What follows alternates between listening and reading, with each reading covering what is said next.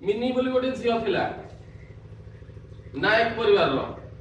ନାୟକ ପରିବାର କହିଲେ ବୁଝିପାରିଲେ? ନାୟକ ପରିବାରର ମିନି ବୋଲି ଗୋଟେ ଝିଅ ଥିଲା।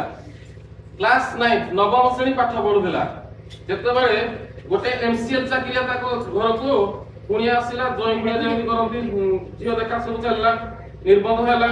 ଝିଅ କିନ୍ତୁ କାନ୍ଦାକଟା କରିଛି। କାନ୍ଦାକଟା କରିଛି, ମୁଁ ପାଠ ପଢୁଛି, ବିବାହ କରିବି ନାହିଁ, ମନା କରିଛି ବାରମ୍ବାର।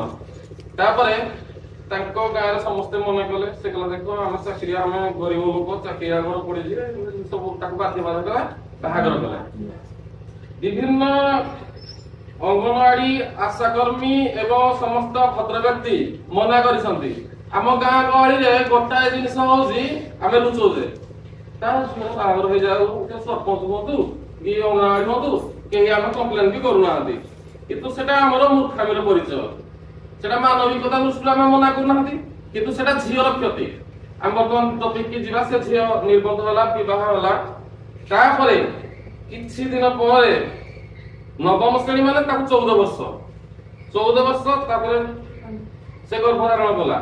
ତାପରେ ଯେତେବେଳେ ପିଲାପୁଲି ହବାର ଠିକ 9 ମାସ ହେଲା କି 8 ମାସ ହେଲା, ପିଠା ଖଣ୍ଡ ଯେମିତି କୁଣିଆ ବନ୍ଧୁବାନ୍ଧବ ସବୁ ଟେନସନରେ ଆଜିକାଲି କେକ୍ ଫେକ୍ କାଟୁଛନ୍ତି, ଆପଣ ଜାଣିଛନ୍ତି।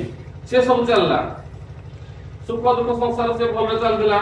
ଠିକ ମେଡିକାଲ ସେଣ୍ଟ୍ରାଲ ହସ୍ପିଟାଲରେ ଆଡମିଟ ହେଲା ପିଲା ଛୁଆ ଜନ୍ମ ହେବା ପାଇଁ ମିନିର। ଯେତେବେଳେ ଅପରେସନ ଥିଏଟରକୁ ନିଆଗଲା, ଅପରେସନ ସକ୍ସେସ ହେଲା। ଡକ୍ଟର କହିଲା ଅପରେସନ ସକ୍ସେସ, ଆପଣଙ୍କର କୋଡି ହେଇଛି। ତା ହଜବେଣ୍ଡ କୁ କହିଲା। ଝିଅ ଘର ପରିବାର, ତାଙ୍କ ପରିବାର ସମସ୍ତେ ଥାଆନ୍ତି, କିନ୍ତୁ ମିନି ଇଜ ଡେଥ୍। ମିନି ଆଉ ବଞ୍ଚିଲାନି। ମିନି ଶେଷରେ ପରିଶେଷରେ ମରିଗଲେ।